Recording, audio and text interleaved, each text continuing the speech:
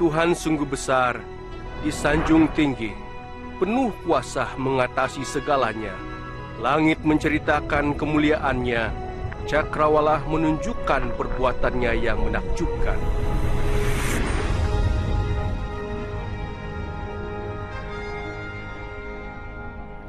Setiap hari mereka berbicara, setiap malam mereka membuat dia dikenali. Pada waktu Tuhan mencipta langit, Ia juga mencipta bumi serta membentuk manusia dari debu tanah dan menghembuskan nafas kehidupan ke dalam lubang hidungnya.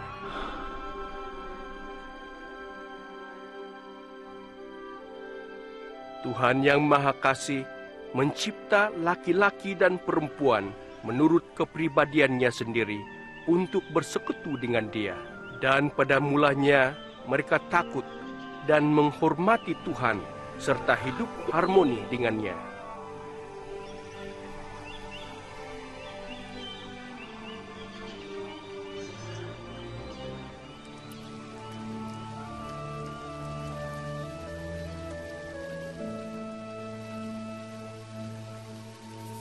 Amalan ini terus berlangsung, sehinggalah pada suatu hari iblis mencobai perempuan itu supaya memakan buah dari pokok larangan dan kemudian memberikan kepada lelaki yang juga memakannya. Dengan perbuatan itu, mereka memberontak terhadap Tuhan serta memilih jalan mereka sendiri.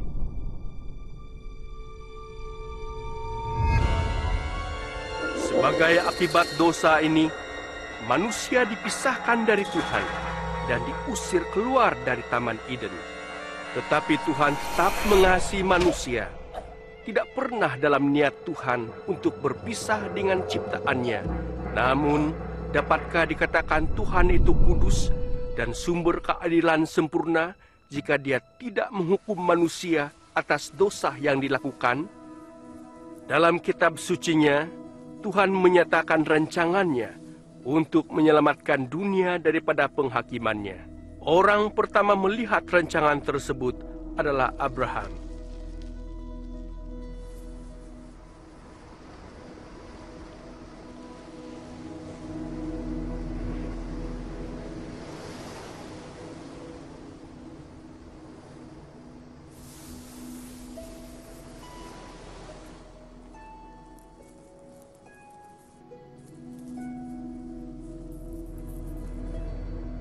Abraham adalah orang benar dan Tuhan telah berjanji untuk memberkati dia serta menjadikan keturunannya bertambah banyak bagaikan pasir di laut dan bintang di langit.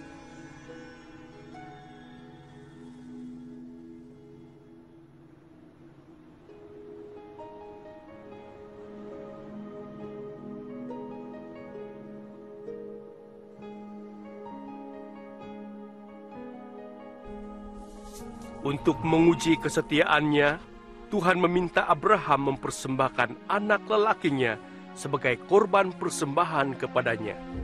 Abraham percaya kepada Tuhan dan mentaatinya.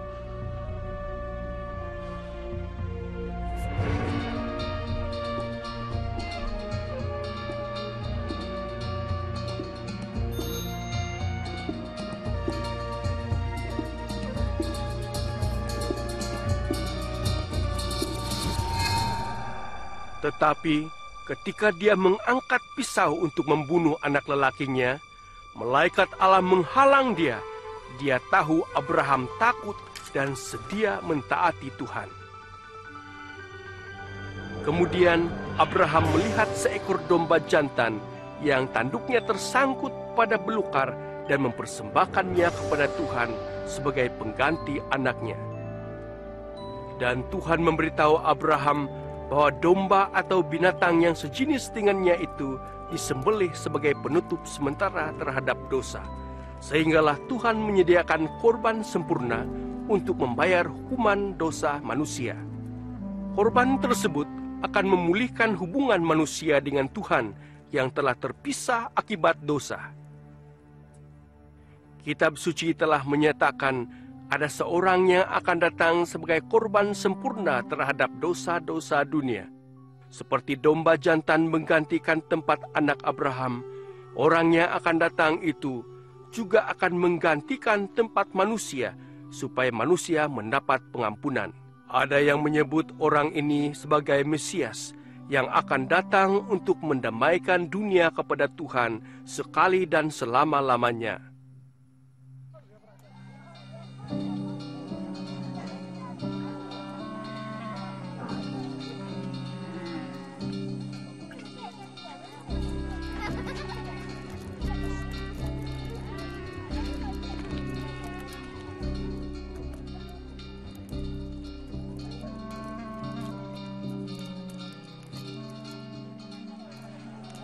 Nabi-nabi telah menubuatkan banyak perkara dengan lengkap tentang Mesias beratus-ratus tahun sebelum kedatangannya. Nabi Yesaya telah menyatakan kelahirannya sebagai kelahiran yang ajaib. Seorang perawan akan mengandung seorang anak yang akan disebut dalam pengertian secara rohania, anak Allah. Nabi Mikah menubuatkan bahwa Mesias akan dilahirkan di Bethlehem. Sementara Nabi Zakaria menyatakan bagaimana dia masuk ke Yerusalem dengan menaiki seekor keldai dan pengkhianatan oleh Yudas, salah seorang daripada muridnya. Nabi Yesaya menubuatkan apa yang dilakukan oleh Mesias ketika dia datang. Yesus yang diurapi akan mengabarkan berita baik kepada orang miskin, menghibur mereka yang putus asa, mengistiharkan pembebasan bagi mereka yang ditawan, dan mengumumkan bahwa sudah sampai waktu Tuhan menyelamatkan umatnya. Jadi siapakah Mesias itu? Pada abad pertama, seorang nabi telah datang yang disebut Yesus. Beberapa orang berpendapat bahwa dialah nabi yang dikatakan. Mungkinkah? Apakah hidupnya memenuhi syarat seperti yang dinubuatkan tentang dia? Apakah Yesus lebih daripada seorang nabi? Kisah seterusnya adalah tentang Yesus berdasarkan laporan dari mereka yang melihat sendiri peristiwa itu. Seperti yang dicatat dalam kitab suci. Seorang pelakon melakonkan watak Yesus walaupun tidak seorang pun layak melakonkan peranan tersebut. Hal ini dilakukan agar kita boleh mengerti serta mendapat manfaat daripada kehidupan Yesus.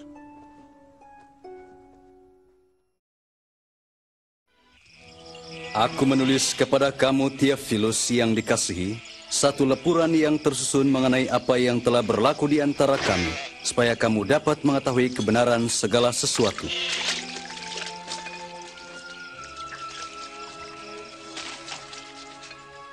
Pada zaman Kaisar Agustus dan semasa Herodes bertakhta di Yudea, Tuhan mengutus malaikat Jibril untuk mengunjungi seorang perawan di kota Nazaret, namanya Maria.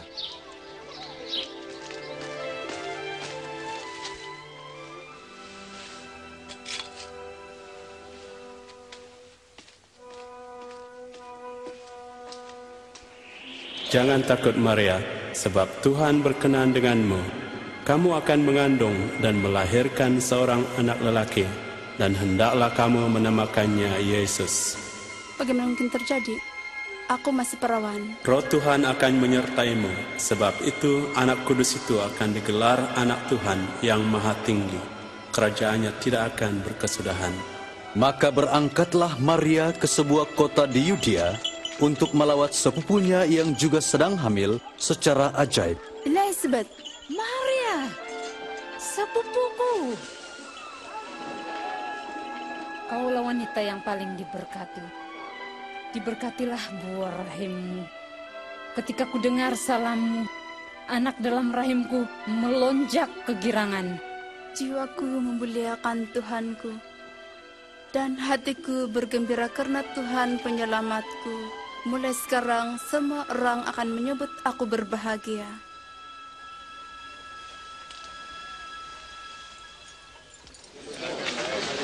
Sila maklum rakyat Nazaret, menurut titah perintah Kaisar Agustus, banci akan diadakan bagi kawasan Galilea dan kawasan Yudea. Semua orang harus mendaftar diri di kampung asal masing-masing.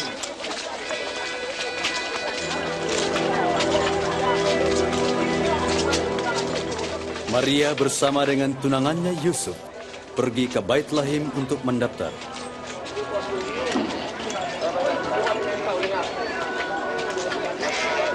Tetapi tidak ada tempat bagi mereka di Bait Lahim.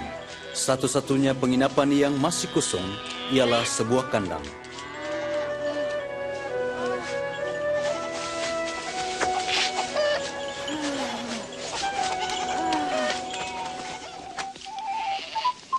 Pada malam itu, malaikat Tuhan menjelma kepada beberapa orang gembala yang sedang menjaga domba, dan kemuliaan Tuhan menyinari mereka.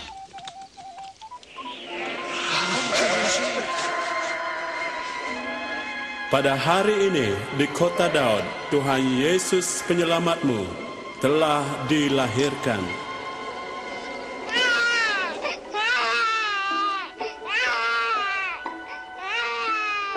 Gembala-gembala itu terus pergi untuk melihat bayi itu. Merekalah yang mula-mula menyebarkan berita baik tentang kelahiran penyelamat melalui seorang perawan.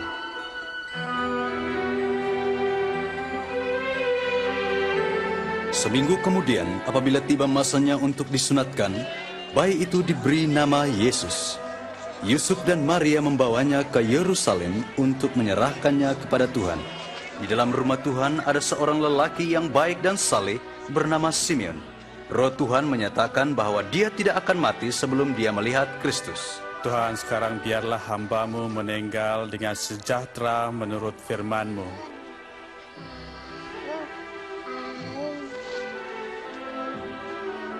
Sebab aku telah melihat penyelamatan-Mu. Anak ini telah dipilih oleh Tuhan.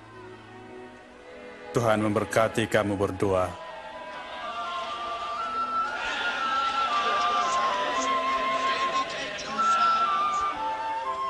Setelah menyelesaikan kewajiban mereka mengikut hukum Taurat Musa, mereka meninggalkan Yerusalem dan balik ke Nazaret. Bila Yesus berumur 12 tahun, Yusuf dan Maria membawanya ke Yerusalem untuk merayakan Paskah. Dalam perjalanan pulang, mereka berpikir Yesus ada bersama mereka, tetapi Yesus masih di Yerusalem. Mereka balik ke Yerusalem untuk mencarinya. Pada hari ketiga, Yesus dijumpai dalam rumah Tuhan bersama dengan alim ulama. Anak siapa yang tanya soal seperti ini? Dia dari Nazaret. Kami sangka dia pulang bersama kami. Sila maafkan dia. Semua yang mendengarnya merasa heran.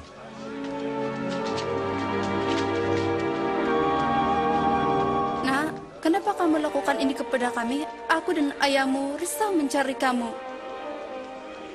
Kenapa ibu mencari aku? Tidak tahukah ibu, aku mesti berada dalam rumah bapakku?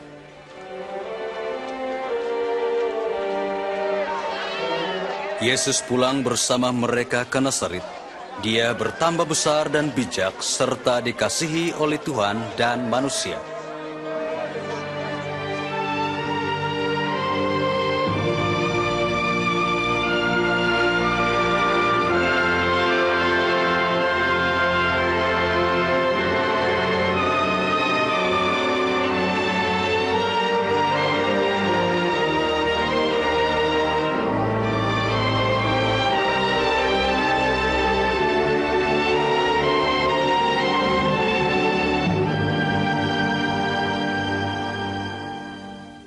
Pada tahun ke-15 pemerintahan Kaisar Tiberius, Pontius Pilatus menjadi gubernur Yudea, Herodes Raja Galilea, Hanas dan Kayafas Imam Agung. Firman Tuhan datang kepada Yahya. Dia pergi ke seluruh kawasan Yordan untuk berkhotbah tentang pertaubatan dan baptisan untuk pengampunan dosa. Tinggalkan dosa-dosamu dan datang untuk dibaptiskan. Tuhan akan mengampuni dosamu. Seperti yang ada tertulis dalam kitab Nabi Yesaya. Ada suara yang berteriak di padang gurun, siapkan jalan bagi Tuhan.